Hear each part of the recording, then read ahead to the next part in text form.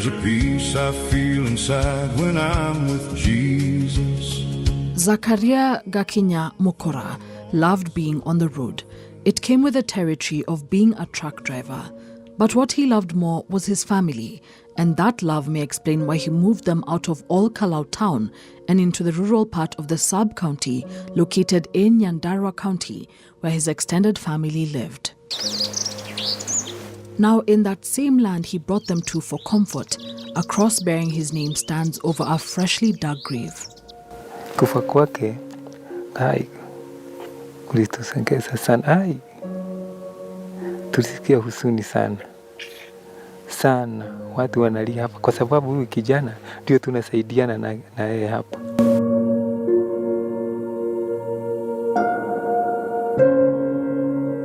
Tracing his death requires a keen eye trained back on the Ol Kalou by-election. On the surface, it had all the markings of a typical election period. That was until the country watched unidentifiable men unleash violence on the community. You may have thought you had seen it all in the first piece NTV brought to you, titled The Ol Kalou Crime Scene, but that was just the beginning of multiple untold stories now emerging.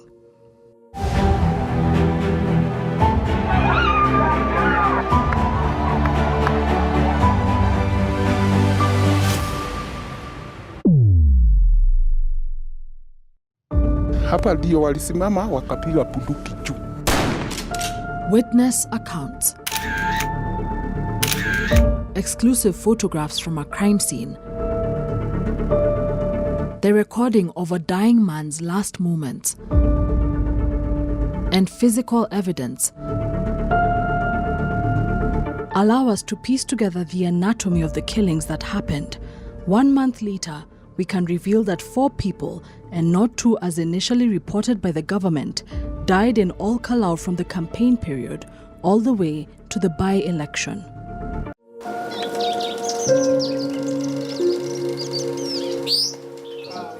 On 16th July 2026, Mary Wanjiko, Zakaria Gakinya's wife, made a phone call to her husband that would be their last.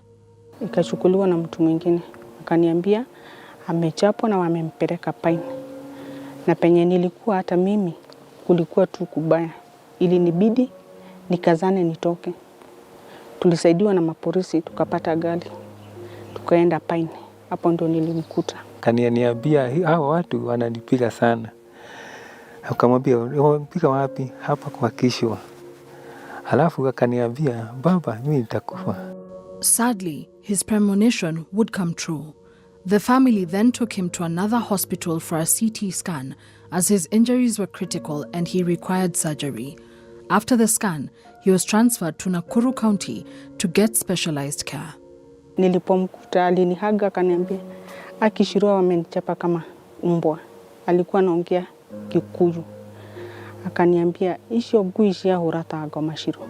Mashia hurana dido ya kidukia mudu. Zakaria was meant to be wheeled into theatre at 5 p.m, but it never happened. Neither did the subsequent timings of 7 p.m. The surgery was then rescheduled to 2 a.m. As Zakaria was in theatre, the family waited until 4 a.m, then decided to go home briefly before returning. Tukaenda. Kuenda tukashukua gari. Kupika Kiondo tukapikiwa simu. Tukaambiwa turudi. Wakati tulirudi, madaktari matupeleka hivi. Mwisho kabisa makatuambia kijana Zakaria Gakinya ameaga. Through the accounts of his family members, several things become clear, including that Zakaria died in the throes of brutality. A CT scan lends credence to this, showing the last piece of evidence of what was happening to him internally and the crack that formed in the front part of his skull. For context, breaking the front part of the skull requires greater force to break. It would take at least 360 kilograms to break the skull. Akapasuliwa kwa mkono, mguu mwingine, lakini hapa alikuwa amegongwa mpaka akapasuka. Mpaka akitolewa ukaona amepondeka. na kwa mgongo hapa. Alikuwa amepigwa pakasuka hivi.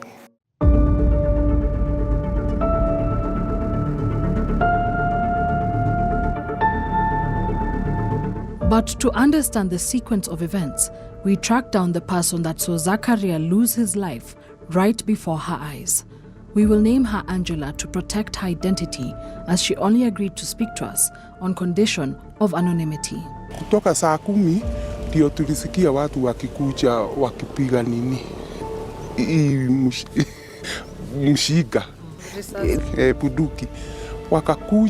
Wakakuja sisi tukiwa huku kwa shule, tukasikia bunduki ya mbele pale kwa barabara. Worried for the safety of her children, she ran home. Nikipitia hapa kwa Maidi, nikifika hapa, saa ile nilipika hapa, nikakutana na hao kwa gate. Ni akina nani? Ni goons. Walikuwa wamefuga kichwa mpaka uso. Walikuwa wanaonekana tu macho tu. Na walikuwa na bunduki ile kubwa. She says that the men numbered about 5 wearing dark clothing and jackets that were zipped up. Tukikutana na hapa, mimi nikakaa chini. Nikikaa chini pale, bwana yangu hata yeye alikuwa hapa. Akakuja bio, akakaa chini. Mvulana mwingine alikuwa pale. Sasa naye akakuja akakaa chini pale kwa nyasi. Walikuja hapa, wakatupita hapo, wakakuja hapa, wakaenda hapa kwa hapa. Hapa ndio walisimama wakapiga bunduki juu. Iko kijana mwingine waliona pale. Wakakibishana naye hivi mpaka kwa ile mti. Hiyo kijana akatoroka. Akitoroka wakarudi pale kwa maua.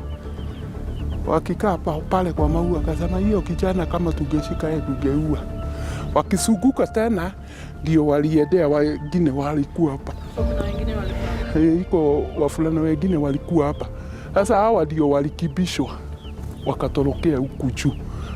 Wakitorokea huku juu ndio walienda wakakutana na Zakaria pale. Pale unaona ile nini ndege. Unaweza nionyesha? Sasa walikibisha kijana wengine hapa hivi. Wakakibisha. Ndio walikutana na Zakaria pale. Akikutana na Zakaria pale ndio walianza kumpiga. Kutoka hapo sikujua walienda wapi. Na sasa baada ya kupiga Zakaria na kutoroka, nini ilifanyika baada ya hapo? Sasa wakipiga Zakaria, iko wengine walikuwa huku juu. Sijui ni wakina gani, wafulana wengine walikuwa huku juu. Ndio walikuwa wanarusha mawe ndio waache Zakaria kumpiga. Sasa ndio walishindwa na hiyo mawe walikuwa wanarushia na hawa kijana wakapotea. Wakipotea ndio Zakaria wakakuja wakaamusha Zakaria. Zakaria akatoka hapo na watu akapeleka kwa ile gari ilikuwa pale. Sasa alikuwa anasema sasa wameniuliza nini mimi na mimi si kufanya kitu. Like many residents, Zakaria Gakenya excitedly championed for his candidate of choice. Other witnesses say that it was on this basis that the men began following him as he ran away from them.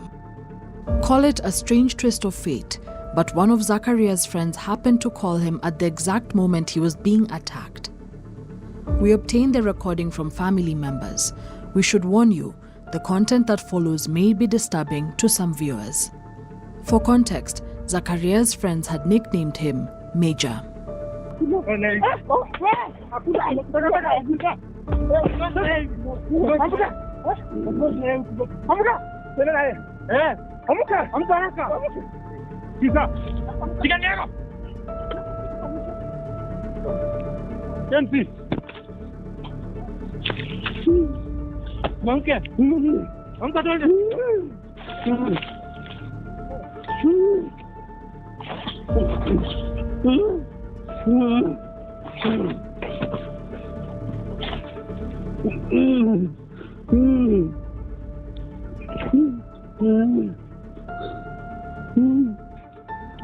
Wewe Meja. Meja. Vile ulipokea habari kwamba amekufa, ulihisi vipi? Hata nilisikia vibaya sana kwa sababu ile bunduki walipigia pale, hata nilikuwa nasikia hii masikio kama imegojeka kama siku 3 pale. Na nilisikia uchungu sana. Siku ile nilisikia Zakaria kwa sababu hata usiku hiyo nilipigia ule alipeleka Zakaria hospitali, nikamuuliza mmeambiwa aje? Tumeambiwa apeleko Nyahururu. Kutoka hapo ndio nilisikia Zakaria amekufa. Nilisikia vibaya sana. Wakichukua Zakaria pale, Zakaria alikuwa alikuwa amefanya hivi kichwa kuinamisha.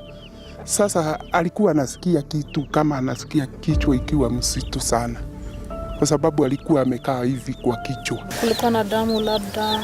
Kulikuwa na damu? Hakukuwa na damu, lakini ukimwangalia kichwa alikuwa amekaa hivi na hii mkono alikuwa anakaa hivi. Another detail provides a clue that Zakaria did not pose a threat to his attackers.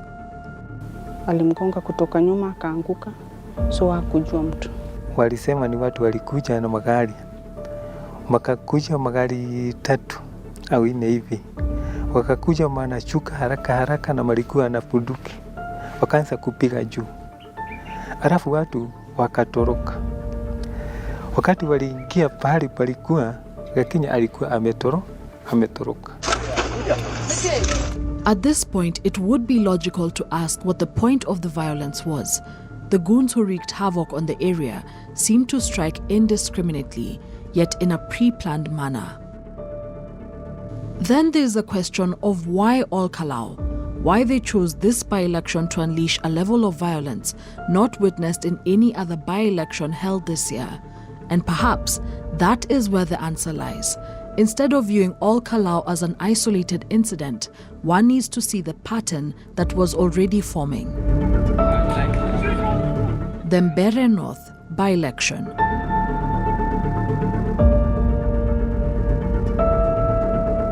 The Malava by-election.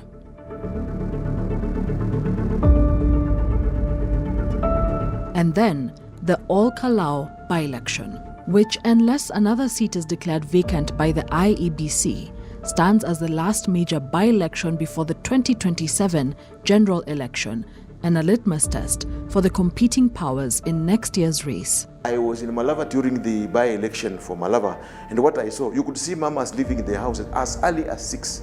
When they've been told we have a political rally somewhere, and somebody would walk even around 10 kilometers to go there, and it's only waiting for 200 shillings. It's only waiting for 100 shillings.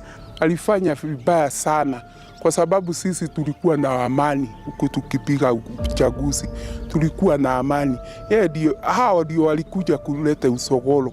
Kama angeleta usogolo, hiyo kifo ingeonekana. During Zakaria's Requiem Mass, DCP party leader Rigathi Gachagua promised to set up an account for the children of Zakaria Gakinya that would fund their education.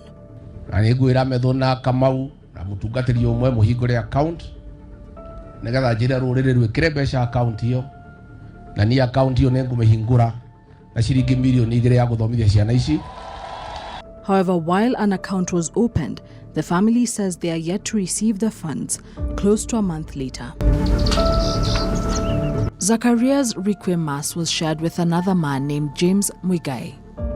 Their deaths are bound by more than just the All Kalou location. In scrutinizing James's death, another pattern seems to form of how beatings became the technique that the masked men used to attack and kill their victims. The beatings seem to be their choice of elimination, something that security analysts have attributed to not wanting to leave evidence in the form of bullets, which could be traced back to the firearms that the men were seen carrying. James's post-mortem examination report reads that James Mwigai Mwathi, of 32 years, died of severe head injury, a base and skull fracture, and contusion of the brain due to blunt force trauma. On the material day, James, who worked as a boda boda rider, ran some errands for his mother before he left to go help elderly women who needed to travel from their homes to their various polling stations. At 5 p.m., his mother received a call. Akapea simu yake kijana mwingine, akamwambia anipigie simu, aniambie ati amepigwa na ghouls. Sasa nikamuuliza ako wapi, akaniambia niko hapo Roma. Sasa huyo kijana nikamuuliza hawezi tembea, akaniambia hawezi. Miriam made frantic calls to boda riders and neighbors to help by taking her to where James was, but she could not find anyone. Sasa kwa dakika chache huyo kijana walikuwa na yeye akamtafutia pikipiki. Kwa dakika chache nikasikia pikipiki imesimama hapa. Nikakimbia mpaka hapa kwa barabara, nikaona ni yeye. Sasa akatoka kwa pikipiki na miguu yake akaenda kwa nyumba. Nikamwambia niko na fomu iko hapa. Nikamwambia kaa hapa unieleze umepigwa wapi. Akaniambia wacha niende choo kwanza. On the surface, it appeared that James was wounded but would eventually recover, but that would change at 6 p.m. Alikuwa amevimba huku na upande huu wa kushoto kichwa alikuwa amevimba hivi na macho. Sasa akalalishwa kwa kitanda. Sasa huyu dadake akakuja akakuta anatoa damu kwa mapua. Akaniambia mamu, huyu tumtafutie gari. Nikajaribu kutafuta gari ya hapa jirani, wakaniambia hawawezi. She then reached out to a pastor who was willing to drive them to hospital. Sasa nikiwa hapa nikiwa nimemgojea, nikasikia huyu msichana wangu akipiga duru huko. Mamu, toke. Mimi nikakimbia na huku. Nikakuta anatoa damu na mate huku kwa mdomo. Na saa hiyo nikaona ameangalia macho juu. Sasa nikaona huyu hayuko. Mimi nikaanza kupiga duru. The pastor finally reached. Together, they put James in the car and drove him to JM Karaoke Hospital. Swali ya kwanza daktari aliniuliza mimi ni nani kwake. Nikamwambia huyo ni kijana yangu. Akaniambia vile tumempima tumeona hayuko. Niliona giza. Hapo afadhali ukae na kiwete kwa nyumba uenage hapo mpaka dakika ya mwisho, kuliko mtu akuja achukue miti agoge mtoto na amuue. Hiyo mimi nisikia uchungu mpaka leo naumia. Before James died, he was able to narrate to his family what happened. Alisema ilikuwa gari 6. Ya mbele ikakimbia ikavuga njia, hii ingine inarudi imebaki nyuma. Sasa wenye walikuwa huko ndio walisema ni huyu. Gari ilikuwa na vio black. Sasa alikuwa anasikia watu wakisema ua. Unable to flee after his bike broke down, James fell to the ground as they beat him. Then they turned their attention to his bike, puncturing the tires with a knife so he couldn't get away. Hii ni visu. Walikuwa wameitoboa yote. The family allowed us to see the bike, which his attackers threw into a ditch after the attack. It speaks to the force they used as they beat James to death. The body of the motorbike, which he had nicknamed Muhudumu, is dented. The drive chain hangs loose, evidence of the panic he felt as he tried to escape and failed. The headlight is smashed, and the slashes on the tires still bear the marks of his attacker's knife. Next to the shed where his bike now sits fallen is a pathway that the family allows us to walk through with them, despite its destination evoking painful thoughts. The flowers on top of James's grave are still fresh, a reminder that the memories of the day are vivid for the family. For James's father, Francis, their relationship extended beyond a father-son relationship. He describes James as a friend and companion, so much so that when the family moved here from Kiambu County a year ago, he built James a house in his compound so that they would not be far from one another.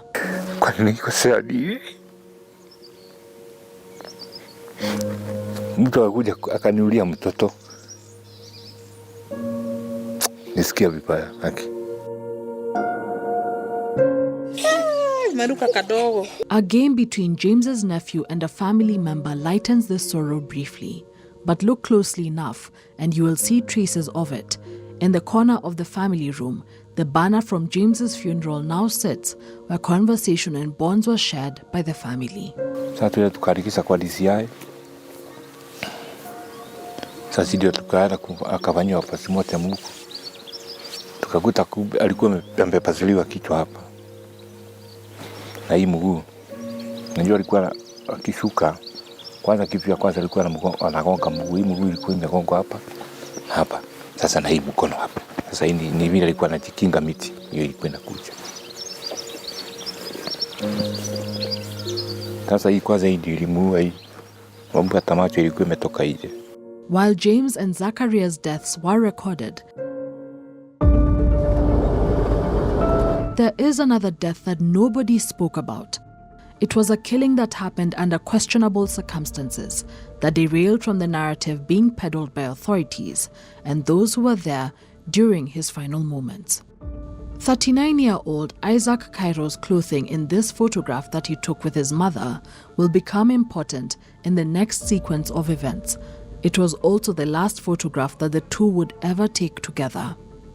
It was 3 days before IEBC allowed the official window for campaigns to be opened, but according to residents here, politicians and their entourages had ignored the directive and began showering the residents with gifts and favors.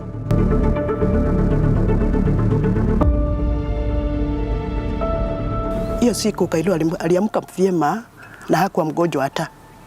Akaamuka akaingia kwa shamba. Masaa kama ya saa 4 hivi akaambiwa kuna pesa zinapeanwa Manyata uko chini. Sasa Kalou akasema hata yeye akona kura na ataenda kuchukua nini hizo pesa. After receiving the money, Kalou came back to town and went to a bar to spend it.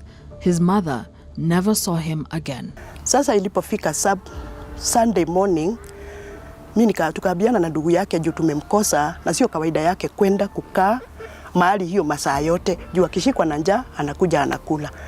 Sasa tukaulizana na ndugu yake tufanye nini. Mimi nikaamua kwenda kuripoti kwa chief. Kwenda kwa chief wakaniambia tafute kidogo. Nikimkosa nirudi. Mimi nikamtafuta huku kwa mafeve tukaingia kila mahali lakini hatukumpata. The response from the chief was peculiar. Previously under the law, families were meant to wait for 48 hours before reporting their kin missing. However, this has changed in present day and families can now report their kin missing immediately.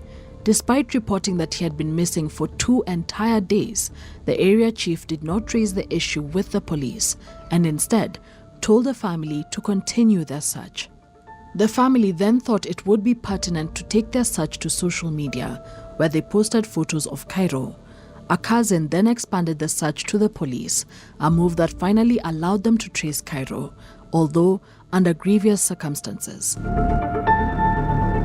In the next part, we analyze the photographs from the crime scene where Kalou was found and follow the inconsistent stitch that shows the gaps in the story of his death and the records filed by the police.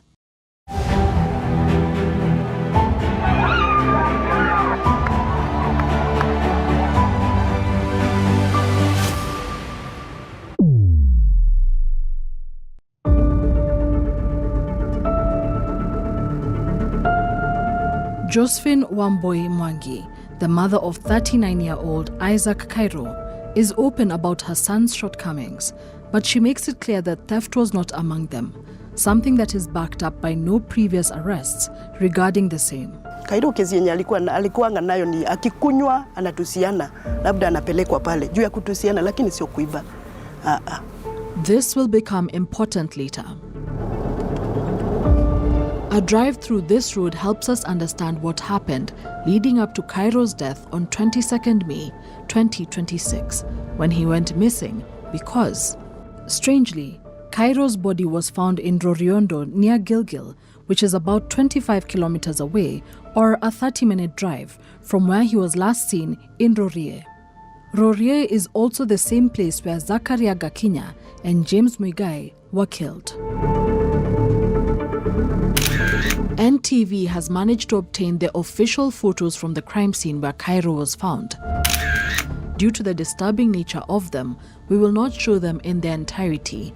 However, we will point out the significant details. Reports state that Kalou was beaten dead by a mob here because he was trying to steal cows from the home of an elderly woman. Alikuwa tu nawekerewa huko na hakukuwa alikuwa anaandikwa ni known. Na hakukuwa ati napigwa sana, nilimuona tu uso ndio alikuwa anapigwa kidogo. Hapa kwa uso tu. Na nikauliza huyo mtu wa moshari, sasa huyu aliletwa akiwa namna hii juu alikuwa anafungwa na miguu. Miguu yake ilikuwa anafungwa na kamba. Typically, in lynching or mob justice cases, the victims often have random and chaotic injuries associated with a charged crowd. Yet if this version was true, it was unusual that Kalou had no defensive wounds on his hands or any other bruising that may have occurred while he tried to protect himself from the crowd's beatings. He only had a deep cut on his head. Another aspect is the positioning of his body. His body and one of his shoes were placed neatly in the crime scene photo, showing no frenzy of him trying to escape, as was alleged. In the photograph, only his legs are bound. Another clue comes in the form of what police reported. Kalou's case was recorded in the occurrence book, but oddly, all it said was, "Police visited the scene. Police left the scene." Yet typically occurrence book reports are filled with time, dates, details, and descriptions of what police found at the scene. The family claims that they were pushed to sign an affidavit that Kalou was indeed found stealing. Sasa wakati tuliketi tuliona sasa kukibishana na hii mambo, na kitu ya kwanza tuliambiwa pale maneno ya postmortem ni yetu, kesi yake iko juu ya familia. Sasa tukakaa chini tukaona, si unaona hapa vile ilivyo. You may recall the clothing that we mentioned earlier in the last photograph that Kalou took with his mother on the same day he went missing and was killed. Well, his family says that they have doubts about the narrative being peddled, owing to the piercing cold that characterizes the climate in Kalou, and particularly at that time of night. They say they find it odd that Kalou only had the shirt he was wearing earlier, light trousers, and a pair of Crocs shoes. Sasa hata wao walikuwa na maswali kuuliza, na mbona si mwizi anakuwa anajihami na vitu vyake, tena kuvaa vizuri juu anaenda kwa baridi. The last person that saw Kalou said he was highly intoxicated and rambling about the political season coming up during the campaign period. The family questions how in this severely inebriated state he would have physically been able to travel 25 kilometers away from his home at midnight to steal cows after he had just received campaign money. The home that Kalou's body was found in is the first one located on this lonely stretch before you enter Gilgil. We visited the scene to get context and background on the case. The farm worker at the home of the elderly woman said that he had noises of people shouting at 12 a.m. while he was inside his house, but he stayed inside. However, an account from the elderly woman contradicts this. She says she actually found her farmhand with Kalou and several other men who told her they were neighbors and that Kalou was a thief. She also noticed that Kalou was disoriented and could barely speak. Once we pressed for more information, the farm worker declined to speak to us, as did the elderly woman. If you watched the first part of the Kalou crime scene, you may recall this narration. Mimi niliteremka huko chini kwa jeshi, hata nilikuwa nakaribia kwa jeshi ndio niingie kwa nipate usaidizi. Kumbe hao wako na nduzi. Nduzi nikashtuka, hata tulikuwa na farasi hapo. Wakashuka wakanishika wakitoka panda kirikiri, wakanirudisha. Kunirudisha wakapita kwa gari, wakakuja wakaniingisha kwa Prado. Tukaenda nao wakinipika, wakanifikisha pale mbele, wakanitoa kwa hii Prado wakaniweka ingine. Nilipandishwa mara 3. Tukafika mahali kwa kichochoro, ni kama walikuwa wameweka gari zingine 2 parking hapo. Wakaniingisha hapo, wakaniambia wewe leo tunakuua. Sababu wewe umetusumbua sana. Wakachukua maji, tuna maji sijui ni acid, wakaniambia kunywa hii maji juu unakufa. So kunywa. Nikaambia hapana, juu mnaniua, siwacha tu nikufe kuliko nipatie acid nikunywe. Kidogo pati mzuri, sijui ni raia waliona wakati nimetolewa kwa hii gari nikiweko kwa hii, wakaanza kupiga mayoyo. Sasa wakaanza kusema hapana, wale watu wanakuja wakiongea Kikuyu. Mwingine anasema piga risasi mara moja turushe hapo kwa mahindi. The mechanic who had been attached to the Democracy for Citizens Party DCP roadshow trailer narrated how he had been abducted by the masked armed men who drove him from Nyahururu Road near Pembroke School all the way to Kahuho area in Gilgil, which is some 35 minutes away. While this does not mean that there is a direct link in the two cases, it provides context on the length the attackers went to with the mechanic, who, like Cairo, was found at a significant distance and some 30 minutes away from where he was originally, albeit dead. Unajua sasa kama ni hiyo postmortem inatumia pesa. Na sikuwa na pesa. Mimi hata kuzika kijana yangu nilichangiwa na watu wa kijiji. So kama ninge file kesi ingekuwa shida kwangu. Na nikaona mimi wacha nipumzishe mtoto wangu alale salama. Mungu tu ndiye atajibu hiyo mambo. Then there is the case of 27-year-old Sam Venya, a boda operator who was crushed to death after a police lorry ran over him in late June during the campaign period. Yani waliniua, tayari wajeniua mimi mwenyewe. Mimi nimemaliza kulea. Tayari wajeniua niachie mtoto wangu. Ama washughulikie mtoto wangu. Na angepona angekuwa uaisai.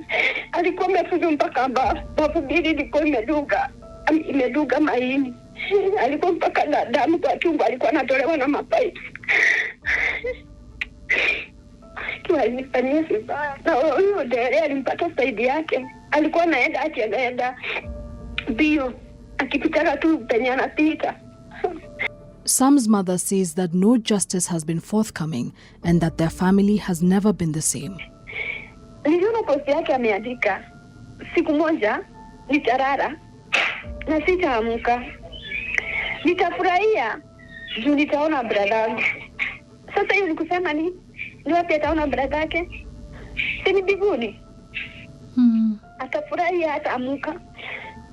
Through the accounts of these families, we have been able to piece together the circumstances under which those who died suffered.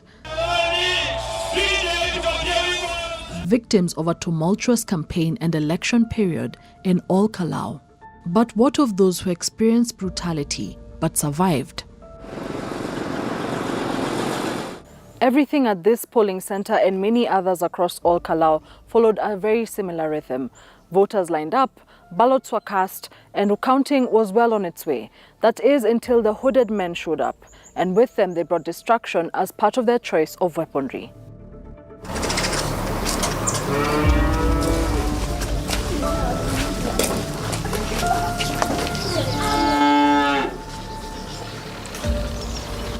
Leonard Nganga, a farmer, was among those who experienced the brutality at this very polling station, identified as Mwere, at 10 a.m. on voting day, 16th July 2026. Hours later, he left with bullet wounds. Nisikia walikuwa nasema ati hawataki kuona watu karibu na polling station. Yaani karibu around kwenye tulikuwa tunapiga kura. Ati walikuwa nataka ukipiga kura unaenda nyumbani. Sasa nasikia watu walikuwa nasema, na wengine nilikuwa nasikia wakisema hapo, ati wao walikuwa nasema hatuleti shida. Mmekuta tumekaa tupige hata makelele yenye inasikika. Kwa nini sasa tuende nyumbani? Hakuna shida tunaleta huko ndani. But the masked men who were not part of the official by-election security team wanted none of it. Ndio walianza kutupia risasi. Sasa ile hali ya kupotea ndio ilinipata mkono na ikanipata mguu. Nilimanage kupotea tu kabisa mpaka wakati nilipata wasalimia wema wakanipeleka hospitali. For context, when hit by a rubber bullet, a person can experience nerve damage, disability, and in close range, death. The case of Boniface Karaoke, a mask vendor who was shot dead by a police officer who fired a rubber bullet at him, is a sharp reminder of the fatality that Leonard could have suffered. It seemed that this brutality was not enough for the masked men, and after firing the bullets at Mwere, they hunted down their next targets at this junction. Imeni affect juu hata masiku ya kwanza kama 1 week hata kukula ilikuwa na shinda kukula na hii mkono. Ilibidi hata saa ingine juu sasa left hujazoea sana, unapewa chakula pengine na bibi anakupea chakula. Naona sasa nyumba haina furaha tena kwa kazi yangu. Sasa gari iko hapo, siwezi endesha kwenda shughuli zangu. Siwezi endesha. Hata saa hii daktari ananiambia nisikue nikibeba kitu mzito sababu haina ile nguvu, haijarudisha ile nguvu. Another woman was shot alongside Leonard as the men fired at the crowd indiscriminately. While all this was happening, remember that a few kilometers away, another wing of the masked and hooded men had severely beaten and killed Zakaria Gakenya and James Mwigai. Nilisikia vibaya kwanza wakati nilipigwa risasi, lakini baadaye nikasikia kuna watu kama 2 tumepoteza. Hiyo kitu ilinihuzunisha sana sababu walikuwa wametoka tu kama mimi, wenye niliacha watoto tukaachana. Hata unajua watoto wanaitishaga ukirudi niletee hii na hii, walikuwa na furaha. Sasa unarudi kama umefungwa mkono. Wengine sasa ni kama tu hivyo, baba yao alitoka juu, nafikiri ni wanaume 2 walidhania pengine atarudi jioni hata kama hatakuja na kitu. Beyond nearly losing his life, he almost lost his source of earning a living for his family through his farming activities. The trauma of the day weighed heavily on his daughters, who saw their father leave healthy in the morning, but wrapped up in bandages by evening.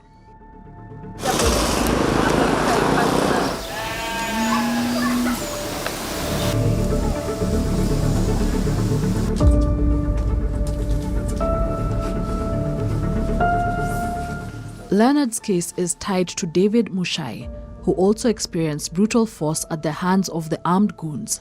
His case also reads similarly to James Mwigai, only that David survived after a man cracked a baton on his head several times, leaving him with a brain injury which has caused him to lose his speech.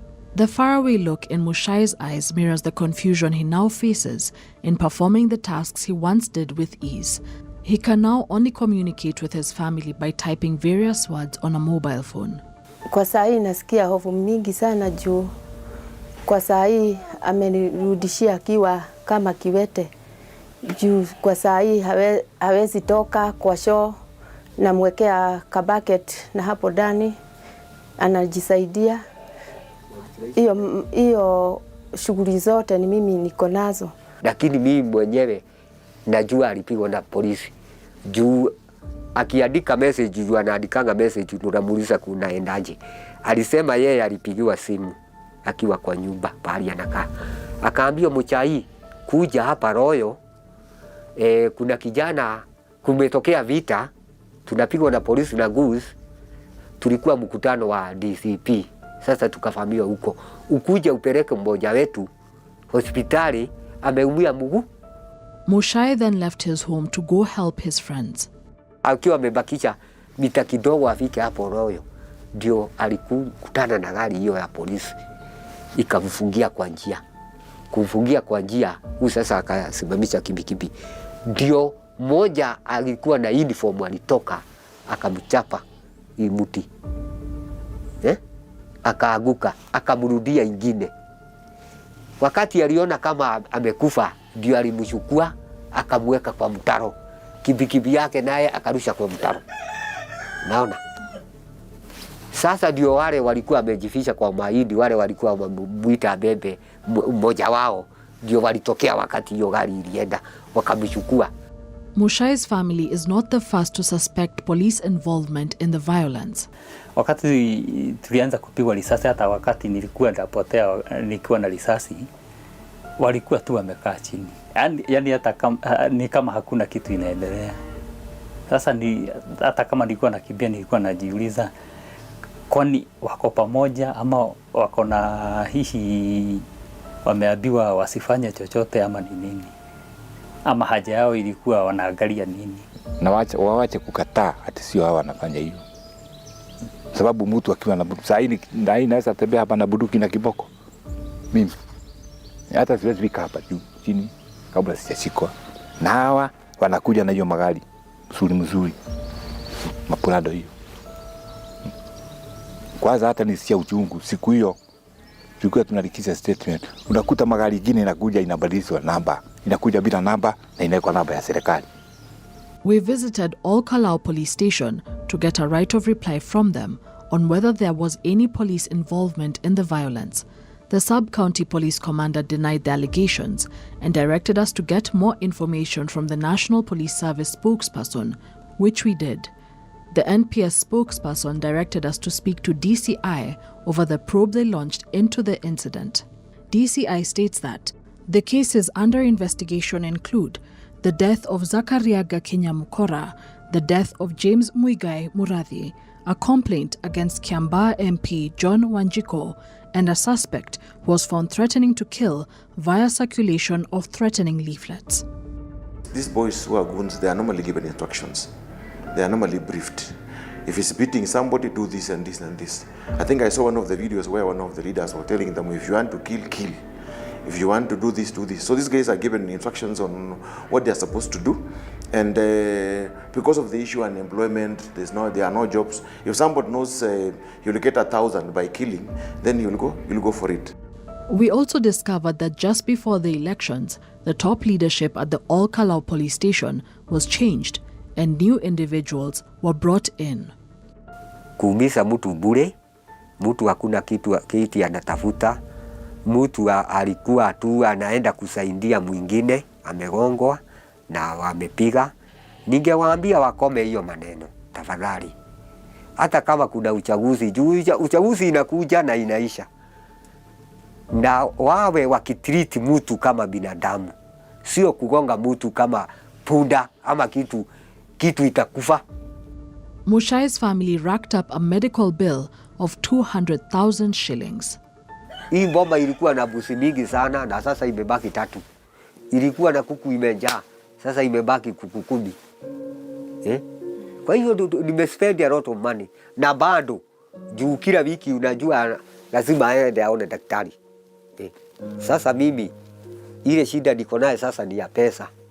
Juu pesa hakuna.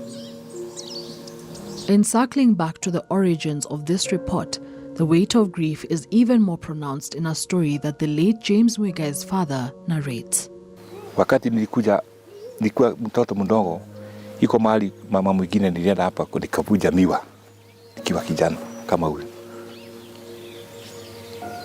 Nafikiria hiyo mama alikuwa mpaka anasikia uchungu.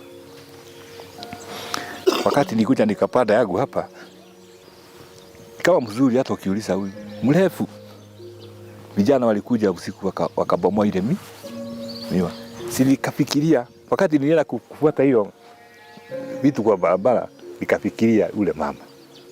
Kumbe hata mimi niliba miwa ya. Kwa hivyo si hata yangu imeiva. Hakuna kulipia huku hapa duniani. Sasa mimi nilijuta kwa hiyo mama, sababu nilifanywa yangu. Hata naye huyo alifanya hivyo, atajutia hivi. And in listening to the families, a reminder from an eerily similar historical moment comes out. Kulikuwa na uchaguzi mwingine kama huu wakati wa Moi na Matiba. Alafu kuna mjumbe tena alikufa, alikuwa anaitwa Robert Mushemi. Haya, wakati huo tukaletewa mtu anaitwa Joe Maina na Moi. Naye DP Mwai Kibaki akatoa Githiomi. Na kukawa na furugano kama hii, lakini sio furugano ya vita. Vita tumeona sasa uchaguzi huu. Ukawa furugano ni huyu. Moi akamwaga vitigi ya stima, tuwekewa stima, tulikuwa tunapewa 500 na hatukuchagua huyo Joe Maina. Tulichagua Githiomi wa DP. Sasa tuna hofu. Watu wote niwaambie kuna hatari. But now we are talking about a national election where we are talking about all the over almost 200 something constituencies. I'm telling you, this one is going to be fire. And IBC must stop playing around. They must get a very good security advisor to be able to give them a security plan that is well thought out. The violence in Ol Kalou has had a ripple effect on the residents' perspective of the democratic process. Whether or not this was the intention of the violence is an unanswered question. Hata watoto wangu watakuwa wakichaguana tukiwa kwa nyumba, sitawaitaka. Mimi nitatoka tu kupiga juu nikikaa na kura yangu nyumbani najua sitabadilisha vyenye kuko. Juu kama tuseme mimi nimepiga kura mara 5 kufikia sasa, na hii ndio mara yangu ya kwanza kuona kumeharibika namna hii. Naenda kuchaguana ya nini? Kwa sababu mimi kwa roho yangu hiyo ni alama wameweka kwa roho yangu kwa uchaguzi. Sasa naweza sema mimi sitachaguana tena.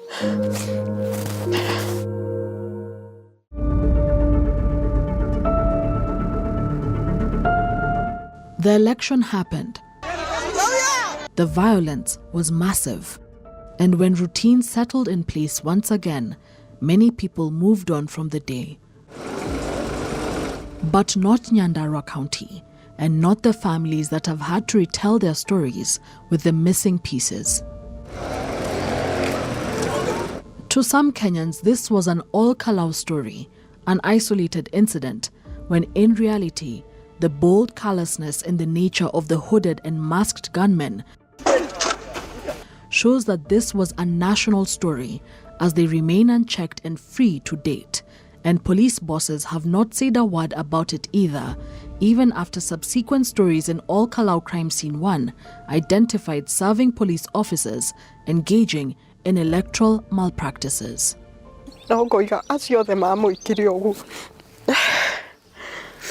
No mekuriha thakame yo moragire no mekumirihira guku thino matigakoma matamirihite.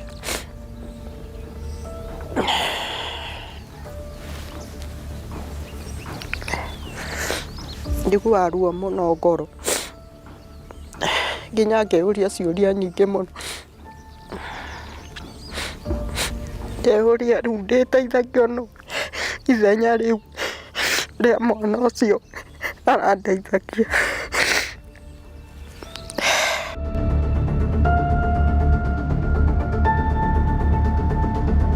It was a day meant to give all Kalou residents a right in choosing their next leader, but by the end, several families had lost their loved ones under violent circumstances. It is the patterns involved, however, that show the malice, the ill intent and destruction that the hooded men wanted to inflict under a clear structure of command and planning. It is these same patterns that reveal how the government failed to act on men they could have easily captured. Ngena Kirori, reporting from the county of Nyandarua, NTV.